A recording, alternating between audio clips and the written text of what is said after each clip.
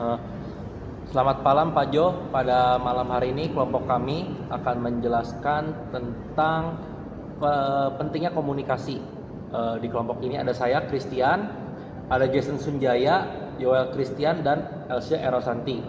Nah, untuk topik yang pertama, kita akan membahas kekuatan masing-masing dalam hal komunikasi interpersonal dan bidang apa yang direncanakan untuk dikembangkan. Kalau saya pribadi, saya itu memiliki kemampuan menyampaikan pesan dengan jelas.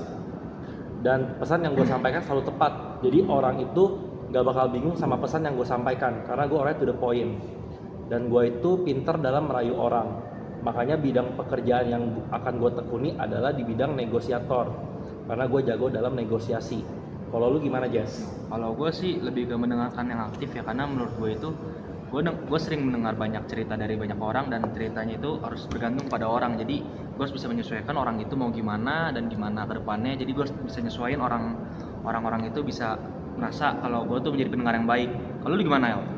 Oke, kalau gua kekuatan yang ada pada diri gua dalam hal komunikasi interpersonal yaitu gua itu cukup mampu untuk menangani konflik di dalam sebuah tim gitu loh. Dan bidang yang sedang gua tekuni dari beberapa tahun lalu atau dari sekian lama yang sedang gua tekunin adalah gua ini sebagai head di dalam sebuah tim. Jadi gua emang harus bisa menangani konflik dalam sebuah tim dengan berbagai cara, dengan mendengarkan omongan dari satu pihak dan lain pihak, dan masih banyak caranya untuk menangani konflik. Kalau gue seperti itu. Kalau Kak Els kayak gimana? Kalau saya pribadi sih lebih ke empati ya. Jadi empati ini bagaimana seseorang bisa merasakan apa yang dirasakan orang lain, baik itu secara emosi maupun perspektifnya. Nah, bidang yang bisa saya kembangkan tentu saja hal-hal yang merujuk kepada konsultan atau konsultasi. Nah, ini juga based on pengalaman dan juga pendidikan saya sebelumnya yang pernah ada di bidang psikologi. Jadi itu sepertinya sangat bisa untuk saya kembangkan. Cocok. Oke. Nah, kalau suatu saat kita jadi manajer atau jadi bos lah, jadi pimpinan, bagaimana cara kita untuk mendidik karyawan kita tentang komunikasi interpersonal ini? Kalau gue pribadi, kalau gue sebagai pimpinan, gue akan mengadakan role play. Jadi ada satu hari di mana tim gue akan gue kumpulin, lalu gue ajarin mereka, suruh mereka untuk role play masing-masing. Gimana caranya lu mengelola komunikasi yang jelas, yang tepat. Jadi karena kalau kita ngomong nih, tapi gak tepat, gak jelas, nanti orang yang nangkep pesan kita malah jadi dia bingung. Ya, Nah, hal-hal kayak gitu kan perlu banyak latihan. Makanya itu namanya role play. Kalau lu gimana, Jas?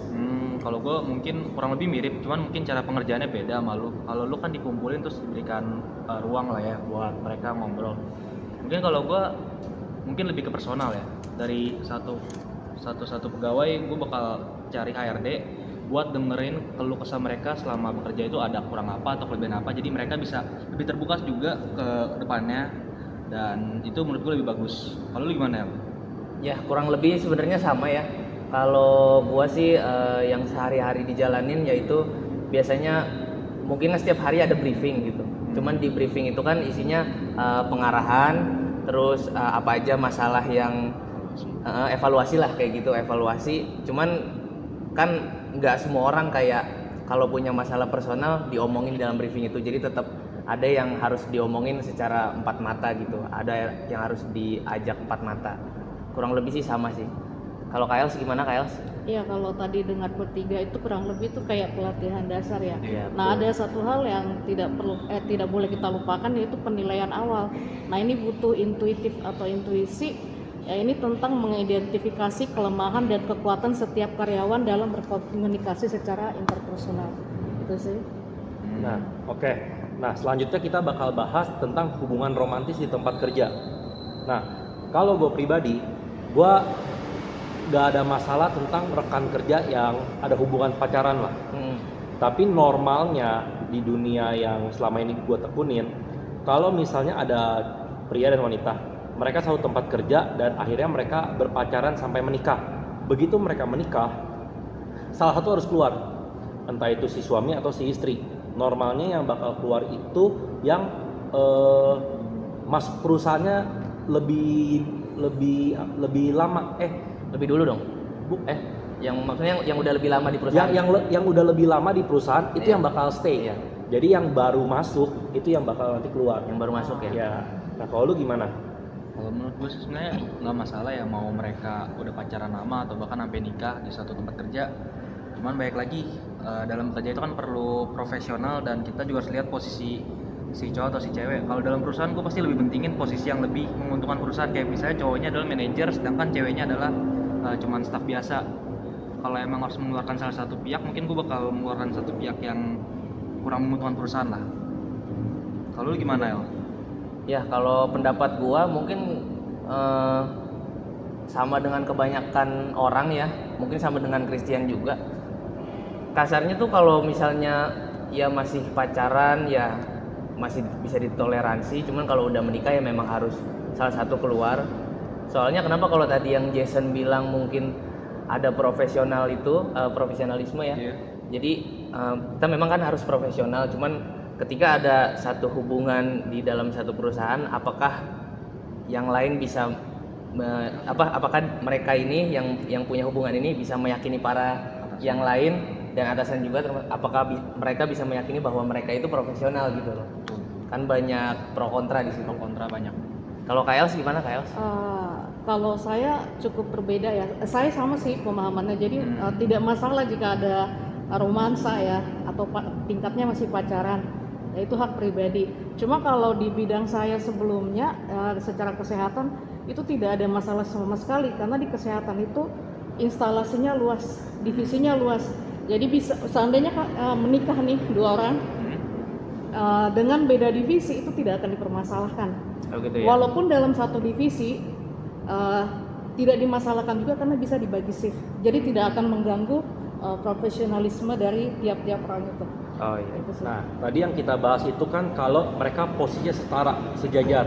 Nah, berikutnya gimana kalau misalnya atasan ada hubungan dengan bawahan, hubungan romantis. Kalau tadi posisinya sejajar, gue masih setuju. Walaupun nanti setelah mereka menikah salah satu harus keluar. Tapi kalau hubungan romantisnya antara atasan dan bawahan, gue kurang setuju. Karena nanti ada conflict of interest. Ya. Takutnya nanti penilaian atasan ini dalam menilai ini jadi nggak objektif, terlalu subjektif karena salah satu nilai ada pasangannya nih. Jadi gue sebenarnya kurang setuju. Kalau sangat gak setuju malah kalau ada atasan hubungan romantis dengan bawahan. Betul. Lalu gimana? Jujur kalau gue juga sebenarnya pro kontra banget ya kalau begini ya antara hubungan atasan dengan bawahan. Tapi menurut gue jujur gue juga nggak setuju karena kalau misalnya dalam satu konflik perusahaan ada atasan yang lebih ngebela satu pihak doang dari pihak lain itu ya, itu pasti bakal jadi nyebabin suatu konflik di tempat itu deh. Jadi menurut gue jujur gue juga nggak setuju sih sama Chris. Gue setuju sama Chris.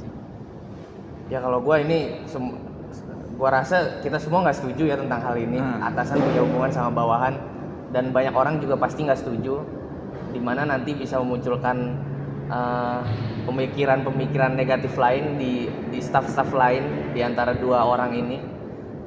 Ya jadi gimana ya, sebenarnya hal ini kita berempat sih kayaknya nggak setuju gitu loh. Nggak gimana ya, nggak usah dipanjang-panjangin lagi. Iya betul. Intinya gitulah. Kayak mungkin mau nambahin. Karena itu bisa memicu faktor kecemburuan juga ya. Betul. Kalau ada yang dianak emaskan, Betul, antara- anak emas. Sementara dia yang di bawah ini posisinya sama dengan karyawan yang lain. Pemimpin yang yang di atas ini cuma memperhatikan satu orang.